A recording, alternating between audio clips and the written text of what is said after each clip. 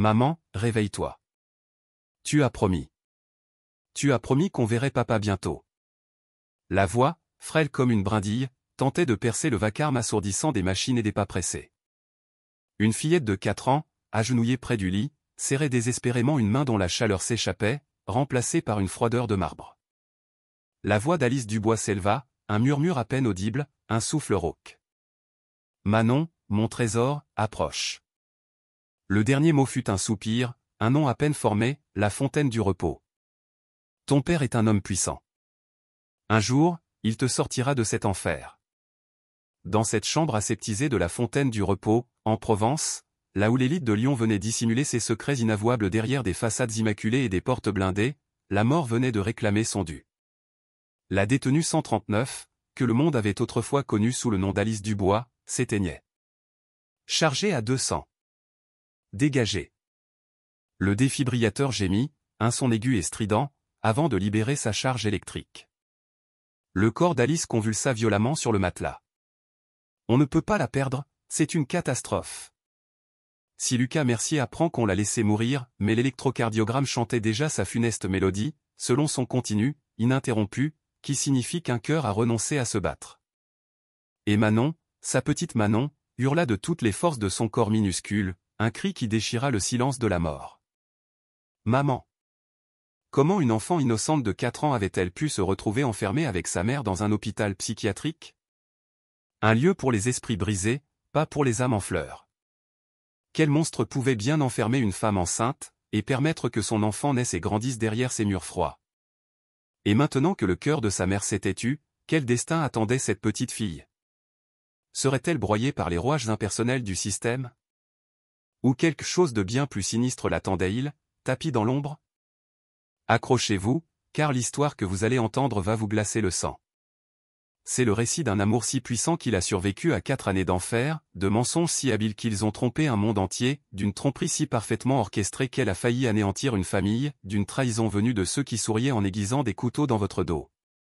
C'est l'histoire de ce qui arrive lorsque le chagrin rend aveugle, lorsque l'orgueil rend sourd aux appels de l'innocence, et lorsqu'un seul instant de doute peut vous coûter tout ce que vous avez jamais chéri. 4 ans plus tôt, Alice Dubois avait été le soleil dans le ciel de Lucas Mercier, depuis aussi longtemps qu'il s'en souvenait. Ils avaient grandi ensemble, l'héritier de l'Empire Mercier Industrie et la fille de la classe moyenne qui habitait 4 maisons plus bas, dans leur ancien quartier, avant que les Mercier ne déménagent dans leur manoir. Elle l'aimait depuis l'âge de 8 ans, le jour où il lui avait prêté sa veste sous un orage violent dans la cour de récréation. Elle grelottait, oubliée par sa mère qui enchaînait 2 services. Lucas avait posé sa veste sur ses épaules sans la moindre hésitation. « Tu vas tomber malade », avait-elle protesté, les dents claquant. « Alors on sera malade ensemble », avait-il répondu avec ce sourire en coin qui deviendrait sa perte.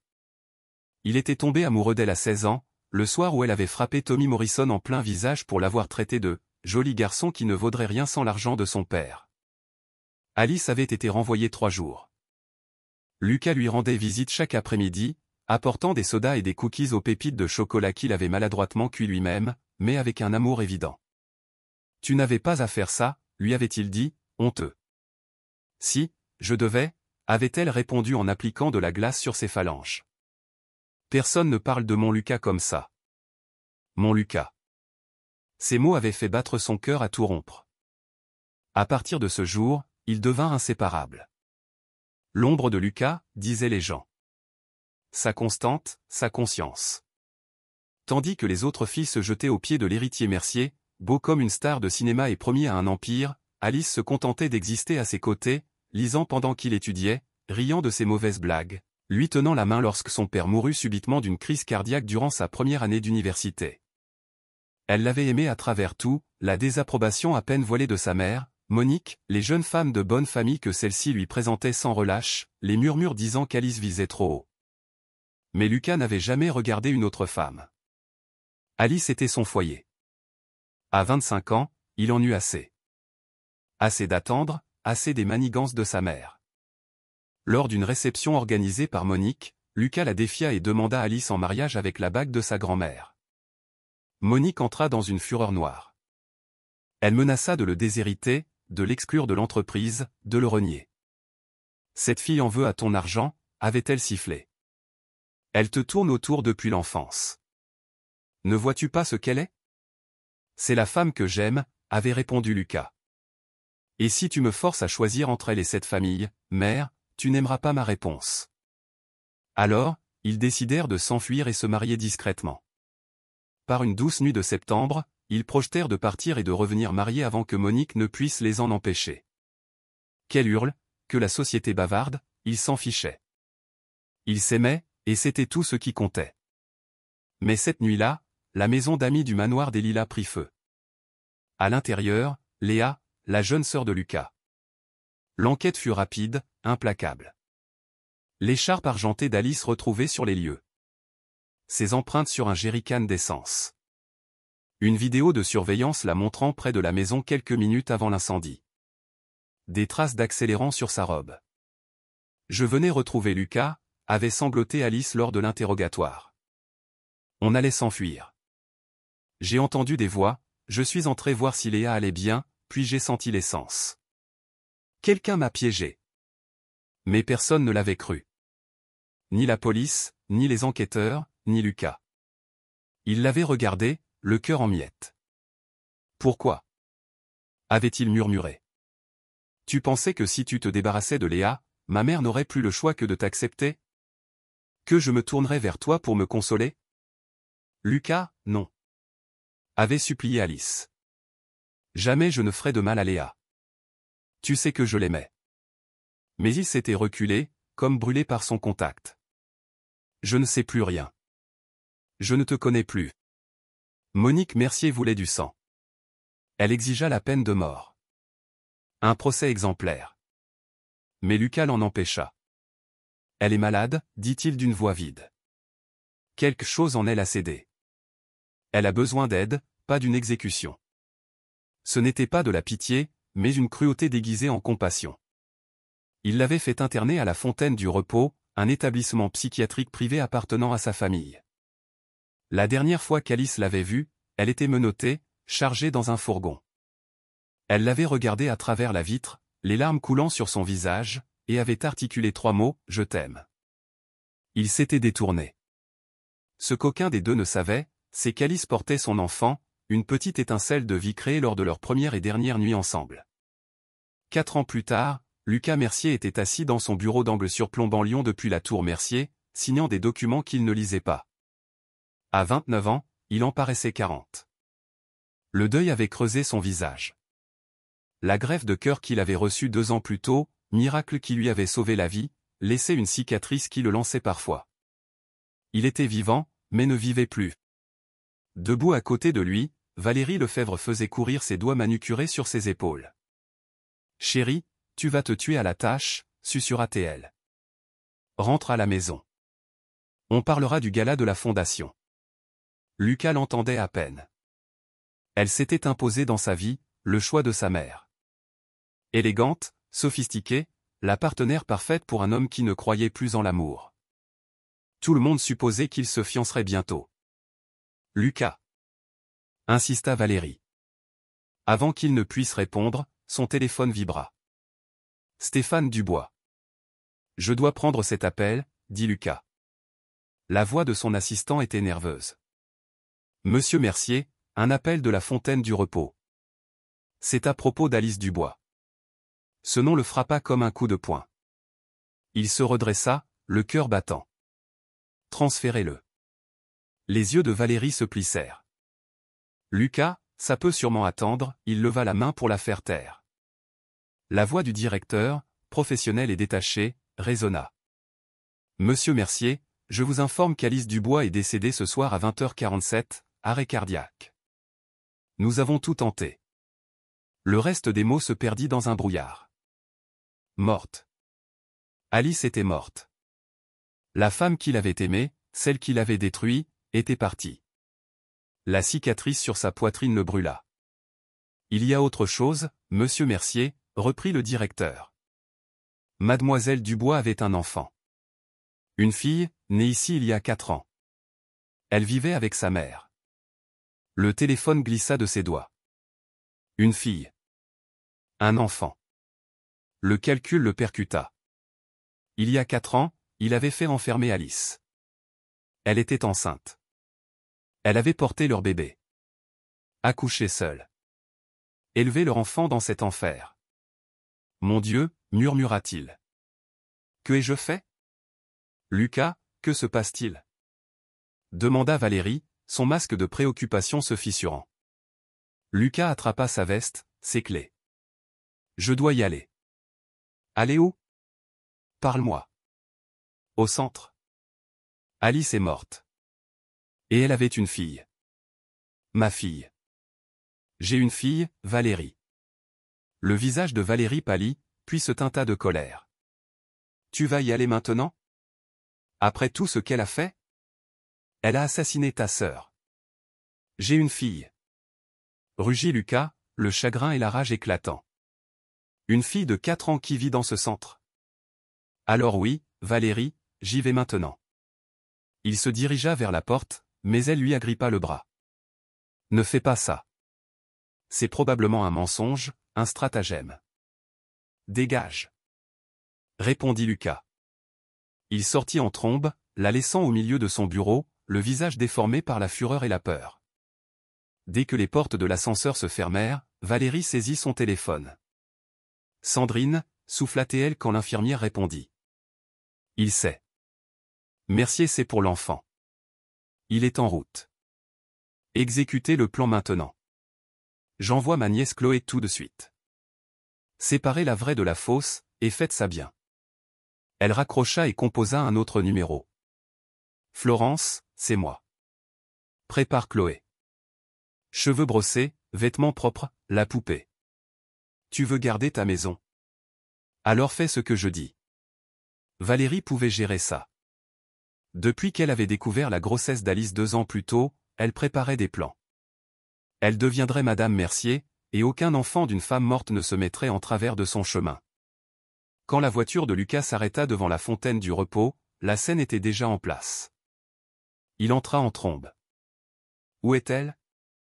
La chambre d'Alice Dubois. Une infirmière apparut. Son badge indiquait Sandrine Gauthier. Monsieur Mercier, s'il vous plaît, venez avec moi. Ils descendirent un long couloir. À quoi ressemblait sa fille? Avait-elle les yeux d'Alice? Monsieur Mercier, dit Sandrine. Je dois vous préparer. Le corps de mademoiselle Dubois a déjà été transféré au centre médico-légal. Transféré? Le mot lui brûla la gorge. C'est la procédure, monsieur. Je veux la voir, dit Lucas d'une voix brisée. Je m'occuperai de son enterrement. Monsieur Mercier, intervint une autre infirmière, plus âgée, Geneviève Leclerc. Avant de décéder, mademoiselle Dubois m'a fait promettre de vous transmettre un message. Elle a dit que si quelque chose lui arrivait, elle ne voulait pas que vous assistiez à ses funérailles. Elle a demandé à être inhumée au cimetière de la Roseraie et elle voulait y reposer en paix. Elle a dit qu'elle en avait assez du nom Mercier. Les mots le frappèrent. Elle l'avait rejeté une dernière fois. Un rejet qu'il avait mérité. Je n'ai même pas droit à un adieu, murmura-t-il. Monsieur Mercier, dit la voix de Sandrine. Votre fille est encore ici. Elle vous attend. Sa fille. Un fragment d'Alice. Oui, répondit Lucas. Où est-elle? Ils pénétrèrent dans un petit salon. Ses yeux se posèrent sur une fillette près de la fenêtre. Cheveux sombres, nattés, jolie robe bleue, tenant une poupée neuve. Voici votre fille, monsieur Mercier, dit Sandrine. Elle s'appelle Manon. Il fit un pas vers elle, mais entendit un sanglot venant de derrière un fauteuil. Une autre enfant. Maigre, les cheveux emmêlés, le visage strié de larmes. Elle portait une chemise d'hôpital usée et serrait une photo contre sa poitrine. Reviens, maman. Chuchotait-elle. Tu as dit que papa viendrait nous chercher. Le cœur de Lucas se contracta. Qui est cet enfant? Oh, c'est Morgane, la fille d'une autre patiente. Elle s'était beaucoup attachée à mademoiselle Dubois.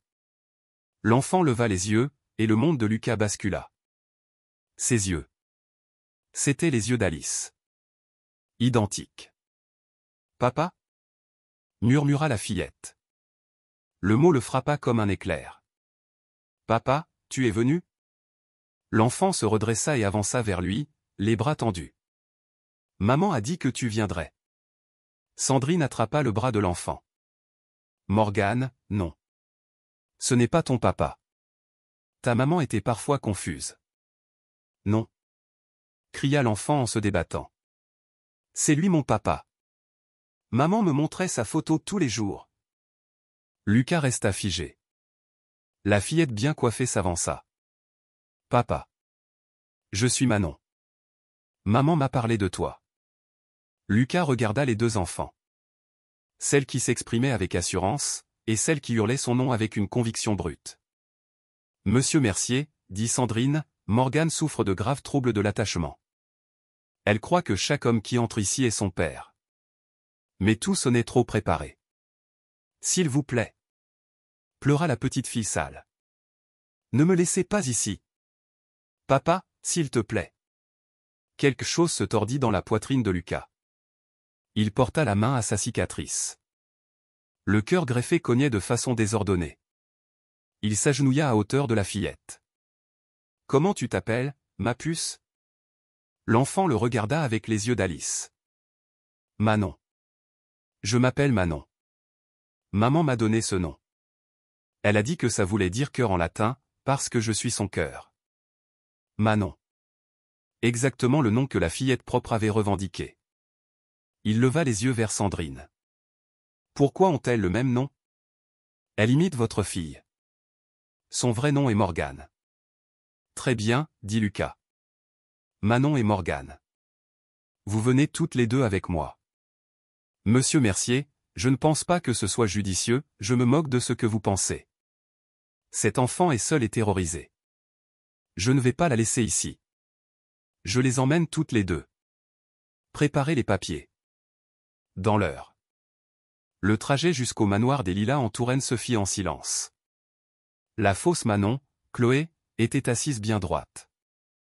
La vraie Manon, désormais Morgane, pleurait contre la vitre. Lucas ouvrit une boîte contenant les affaires d'Alice. Un journal. Il le feuilleta. Lucas, mon amour, j'ai une nouvelle merveilleuse. Je suis enceinte. Notre fille a dit son premier mot aujourd'hui. Dada.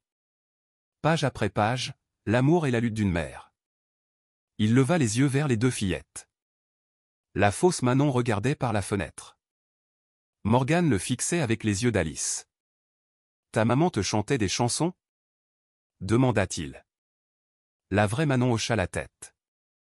Celle avec l'oiseau moqueur et la bague en diamant. C'était la berceuse préférée d'Alice. Il se tourna vers l'autre. Et toi? Chloé parut décontenancée.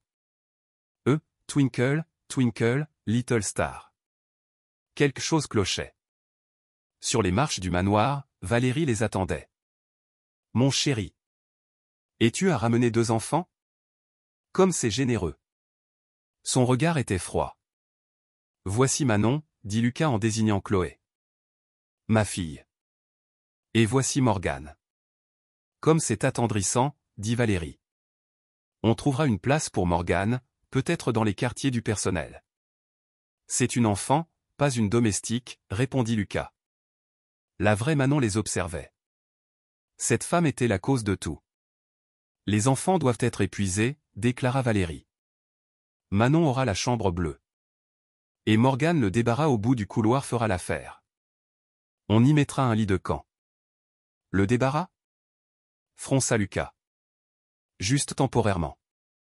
Les autres chambres l'effraieraient. La vraie Manon voulut hurler, mais Valérie croisa son regard. Un avertissement silencieux. Cette nuit-là, la fausse Manon dormait dans un lit de princesse. La vraie Manon était sur un matelas mince dans le débarras. Maman, j'ai peur, chuchota-t-elle aux étoiles. Papa ne me reconnaît pas. Mais je suis courageuse, comme tu l'as dit. J'attends. Dans le couloir, Lucas hésita. Il poussa la porte du débarras. Elle était éveillée. Tu n'arrives pas à dormir? Elle fit non de la tête. Il s'assit par terre. Je suis désolé pour ta maman. Tu as perdu quelqu'un toi aussi? Demanda-t-elle. Oui. La maman de Manon. La vraie Manon se mordit la lèvre. Tu connaissais bien Alice? Elle était gentille. Elle racontait des histoires. Celle d'une princesse enfermée dans une tour et d'un prince qui l'avait oubliée. Mais elle disait que l'histoire aurait une fin heureuse. La gorge de Lucas se serra. Tu es une petite fille très intelligente, Morgane. Elle faillit le corriger, mais se retint. Merci, oncle Lucas. Oncle. Le mot sonna faux, douloureux. Mais il acquiesça. Le lendemain matin, Valérie commença sa campagne de cruauté. Porcelaine fine pour Chloé, assiette en plastique pour la vraie Manon. Nous ne voulons pas que Morgane se fasse des illusions sur sa place ici, expliqua Valérie. Quand elle renversa volontairement du lait sur la robe de la vraie Manon, l'enfant ne pleura pas. Elle la regarda et dit, ce n'est pas grave. Les accidents, ça arrive. L'après-midi, Chloé tourmenta la vraie Manon. Tu n'es pas censé être ici. Non, c'est moi qui suis sa vraie fille, répondit calmement la vraie Manon. Sa tranquillité déconcerta Chloé. Le soir, Lucas trouva la vraie Manon seule dans le jardin. Pourquoi tu ne joues pas avec Manon? Elle ne veut pas jouer avec moi. Mademoiselle Alice disait que parfois les gens sont méchants parce qu'ils ont peur. Et de quoi Manon aurait-elle peur? Peut-être qu'elle a peur que tu découvres la vérité. Avant qu'elle ne puisse répondre, Valérie apparut. Ah, te voilà, Morgane. Tu vas aider à faire la vaisselle pour mériter ton gîte. Elle a 4 ans. Protesta Lucas. C'est elle qui a proposé, n'est-ce pas Morgane? Le regard de Valérie était menaçant. Oui, murmura la fillette. Cette nuit-là, Lucas relut le journal d'Alice. Manon a cette drôle d'habitude de fredonner quand elle est nerveuse. Toujours la même mélodie. Plus tôt, Morgane fredonnait justement cette mélodie. Aujourd'hui, une plus grande l'a poussée. Elle s'est relevée et a dit, ce n'était pas gentil, mais je te pardonne. Quand Valérie avait renversé le lait, Morgane avait réagi exactement ainsi. Les morceaux du puzzle commençaient à s'emboîter. Le lendemain, il alla sur la tombe d'Alice au cimetière de la Roseraie. Quelqu'un avait déposé des fleurs fraîches. Qui est venu ici? Demanda-t-il au gardien. Une petite fille, tous les jours. Lucas attendit. Au coucher du soleil, une petite silhouette apparut. Morgane. Elle s'agenouilla et parla doucement. Coucou maman. Papa m'a ramené, mais il ne sait pas que c'est moi. La dame méchante m'a obligé à mentir. J'essaie d'être courageuse. Lucas sortit de sa cachette. Morgane. Elle sursauta. Oncle Lucas. Tu parlais à la maman de Manon? S'il vous plaît, ne le dites pas à la dame méchante. Quelle dame méchante? Je ne peux pas le dire. Morgane, est-ce vraiment ton nom? Elle secoua la tête. Je m'appelle Morgane. Et comment t'appelait ta maman? Je ne peux pas le dire. Parce que de mauvaises choses arriveront. La peur dans sa voix était réelle.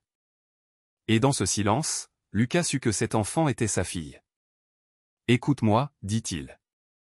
Personne ne te fera de mal. Tu les as laissés faire du mal à maman, lâcha-t-elle. Ces mots le frappèrent.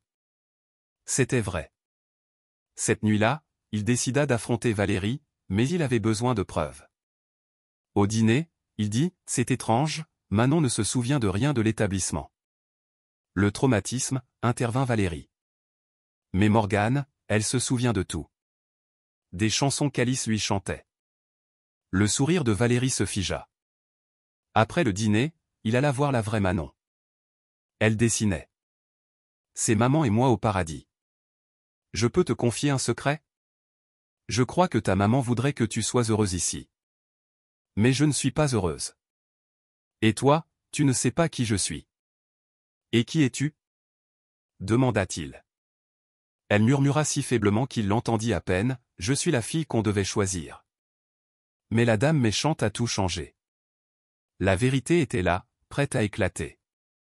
Et quand elle le ferait, rien au manoir des Lilas ne serait plus jamais pareil. 3 semaines s'étaient écoulées. 3 semaines à voir Morgane servir le petit déjeuner à Manon. Et 3 semaines depuis qu'Alice Dubois était revenue d'entre les morts. Elle s'était réveillée à la clinique du Val-de-Loire, sauvée par Théo Moreau, un ancien ami. On t'a bourré de sédatifs, lui expliqua-t-il. Quelqu'un te voulait morte, lentement. Mais Alice ne pensait qu'à Manon. Elle est avec Lucas, dit Théo. Mais il a ramené 2 fillettes. Celle qu'il croit être sa fille n'est pas Manon. La rage qui s'empara d'elle était primale. Mais Alice avait appris la patience. Je dois entrer dans cette maison. Le manoir des Lilas cherchait une nouvelle domestique. Alice postula sous le nom de Lise Chang, avec de fausses références, une perruque noire et de grandes lunettes. Le jour de l'entretien, elle vit sa fille, sa Manon, en tablier de servante, récurant les marches. Au-dessus, Chloé mangeait des chocolats. « Tu as raté une tâche », dit-elle en laissant tomber un sur la marche propre. La voix d'Alice resta posée. « Excusez-moi, je viens pour le poste. » C'est ainsi qu'Alice revint chez les Mercier. Comme Lise Chang, la servante silencieuse qui attendait son heure.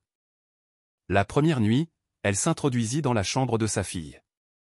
Manon gémissait dans son sommeil, « Maman ». Alice remonta la couverture. « Bientôt, mon trésor. » Le lendemain, elle servit le petit déjeuner. Lucas la dévisagea. « Nouvelle femme de chambre ?» Lise Chang, dit Valérie. « Vous n'avez pas l'air asiatique, » remarqua Lucas. « Je suis adopté, monsieur. » Une lueur passa dans les yeux de Lucas, mais Chloé renversa son jus. « Morgane !» aboya Valérie. « Nettoie-moi ça. »« Ce n'est pas Morgane. » intervint Lucas. « J'ai vu Manon le faire. Je ne laisserai pas qu'on accuse Morgane pour des fautes qu'elle n'a pas commises. » Il s'agenouilla pour l'aider. En les regardant, Alice sentit son cœur se briser et s'envoler. Il était attiré vers leur fille, même sans le savoir. Le lendemain matin, Valérie hurla. Son visage était couvert de plaques rouges.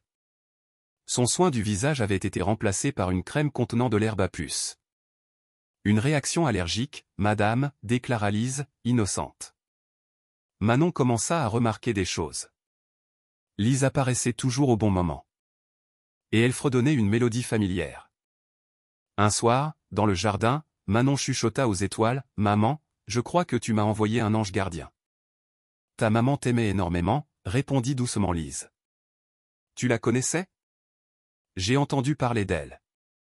Elle était merveilleuse. Elle me racontait l'histoire d'une princesse courageuse qui faisait semblant d'être une servante. Mais à la fin, tout le monde découvrait la vérité. Manon la fixa. « Tu parles un peu comme elle. » Cette nuit-là, Lucas suivit le son du fredonnement jusqu'à la cuisine. Lise préparait une soupe au poulet et au gingembre. La recette de la grand-mère d'Alice. « Cette odeur me dit quelque chose, » dit Lucas. « Où avez-vous appris à faire cette soupe ? » Ma grand-mère, répondit-elle. Mon ex-fiancé en faisait une similaire. Celle qui est décédée. J'ai entendu dire qu'elle vous aimait profondément et qu'elle est morte le cœur brisé. Elle est morte d'un arrêt cardiaque, corrigea Théil. C'est parfois la même chose. En passant près de lui, il sentit son parfum. Vanille. On s'est déjà rencontrés ? Je ne crois pas, monsieur. Le lendemain, une crise éclata. Chloé cacha le collier de perles de Valérie sous le matelas de Manon. Voleuse ! Hurla-t-elle. Elle doit partir, immédiatement. Déclara Valérie. Contre toute attente, la vraie Manon rit. C'est comme Cendrillon. Sauf qu'elle, elle a fini par aller au bal. Lise s'avança. Excusez-moi, mais j'ai vu mademoiselle Manon, la plus jeune, dans la chambre de Morgane ce matin. Tous les regards se tournèrent vers Chloé. C'est elle qui m'a dit de le faire. Sanglota-t-elle en désignant Valérie. Je commence à me demander qui est réellement ma vraie fille, dit Lucas lentement. Les mots glacèrent le sang de Valérie. Il s'approchait trop de la vérité. Cet après-midi-là, Valérie coinça Lise dans la buanderie. Qui es-tu vraiment ? Fais-moi. Dit Alice de sa vraie voix, basse et dangereuse, avant de reprendre son ton au perché. Valérie recula, secouée. Ce soir-là, Lucas relut le journal d'Alice et trouva une page cachée. Si quelque chose m'arrive, sachez qu'on m'empoisonne lentement. Empoisonné. Valérie. Il sortit en trombe et entendit des pleurs dans le jardin. C'était Manon, recroquevillée sous le grand chêne, Lise la tenant. Chut, ma chérie. Maman est là. Maman te tient. Donovan resta figé. La voix n'était pas celle de Lise. C'était la voix d'Alice. Alice, souffla Théil. Elle leva les yeux, ôtant la perruque. Bonjour, Lucas, dit-elle. Nous devons parler de notre fille. Dans le jardin de la demeure Mercier, Lucas se tenait face à un fantôme. Tu es morte, murmura-t-il. Je mourrai, corrigea Alice. Théo m'a sauvé. Tais-toi, Lucas. Le venin dans sa voix le fit reculer. 4 ans. 4 ans que je pourrissais là-bas pendant que notre fille était traitée comme une moins que rien dans ta maison. Tu as choisi de croire que j'étais une meurtrière. Où étais-tu quand je donnais naissance seule, attachée à un lit? Manon tira sur sa manche. Maman, tu me fais peur. Alice se reprit. Nous devons nous concentrer sur la façon de démasquer Valérie. À l'intérieur, Valérie appela Stéphane Dubois, l'assistant de Lucas. J'ai besoin que tu organises un autre test ADN, public, demain, lors de la fête de l'entreprise. Truc les résultats encore une fois. Ce qu'elle ignorait, c'est qu'Alice avait placé un micro dans sa chambre. La fête battait son plein lorsque Valérie prit le micro. Pour dissiper tout doute, nous allons réaliser un test ADN en direct. Une voix claire retentit. Bonjour, Valérie. Surprise de me voir? C'était Alice, sans son déguisement. La foule haleta. Tu es morte. Balbutia Valérie. Falsifié. Tout comme le test ADN que vous allez présenter. Ce sont des accusations sans fondement. Vous êtes une meurtrière. Non, dit une nouvelle voix. Une femme fut amenée sur un brancard, le visage couvert de cicatrices. Léa Mercier. Léa. La voix de Lucas se brisa. Bonjour, petit frère, dit-elle. Je suis désolée. Valérie a essayé de me faire tuer. Elle a mis le feu parce que j'avais découvert qu'elle détournait de l'argent de l'entreprise. Elle a aussi piégé Alice. Théo lança les enregistrements. La voix de Valérie résonna. J'ai besoin que tu falsifies encore les résultats. Un médecin s'avança. Les résultats ADN sont concluants. Lucas Mercier est le père biologique de l'enfant connu sous le nom de Morgane, dont le vrai nom est Manon Alice Mercier. Chloé éclata en sanglots de soulagement. Enfin, je peux rentrer chez ma vraie maman. Alors que la police arrêtait Valérie, Lucas s'approcha d'Alice.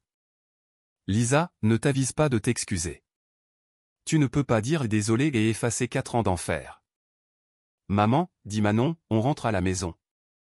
On s'en va. On trouvera un appartement. Alice, s'il te plaît, ne l'emmène pas. Je l'emmène hors d'une maison où elle a dormi dans un débarras. Cette nuit-là, à l'hôtel de la gare, Manon demanda, tu l'aimes toujours? L'amour ne suffit pas toujours, bébé. Ton papa a beaucoup de mérite à gagner. Le lendemain, Monique et Léa frappèrent à leur porte. Mon fils meurt, dit Monique. Il est assis dans ce débarras et se brise. Bien, dit froidement Alice. Il t'a sauvé, intervint Monique. Je voulais te faire exécuter. Mais il t'aimait assez pour plaider que tu ailles en institution. S'il te plaît, je t'accueillerai, je te défendrai. Cette nuit-là, le téléphone sonna. C'était Monique. Il est aux urgences. Son cœur. Le syndrome du cœur brisé. À l'hôpital de Lyon, Alice le vit, branché aux machines. Espèce d'idiot, murmura-t-elle en prenant sa main. Tu ne meurs pas. Tu as une fille qui a besoin de toi. Et tu m'as, moi. Je suis en colère, mais je suis là. Parce que malgré tout, je t'aime. Ses yeux s'ouvrirent. Alice.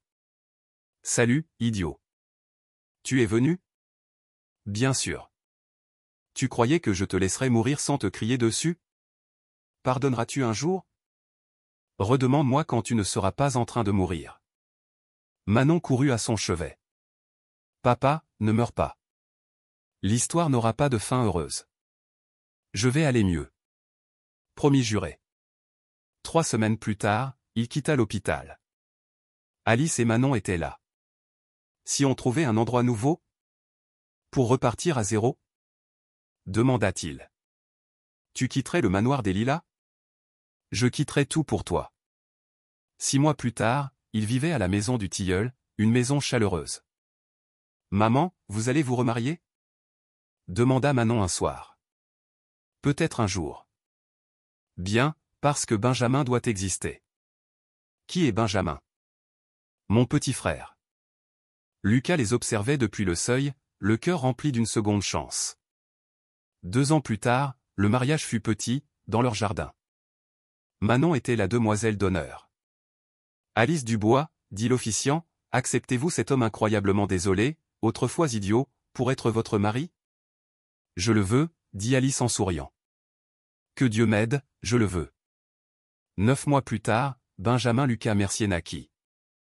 Manon le regarda et déclara, parfait. Je l'ai commandé exactement comme il faut. Dans leur nouvelle maison, pleine d'amour, de rire et de vérité, personne ne discuta la logique de la reine Manon. Car ils avaient appris que l'impossible pouvait arriver. Les morts pouvaient revenir, les dragons devenir des princes, et l'amour survivre à tout, même à 4 ans d'enfer. Chers amis, alors que nous clôturons l'histoire de Manon, souvenez-vous de ceci, la vérité est comme l'eau. Elle trouve toujours un chemin. La confiance aveugle de Lucas envers les mauvaises personnes l'a rendu complice de leur cruauté.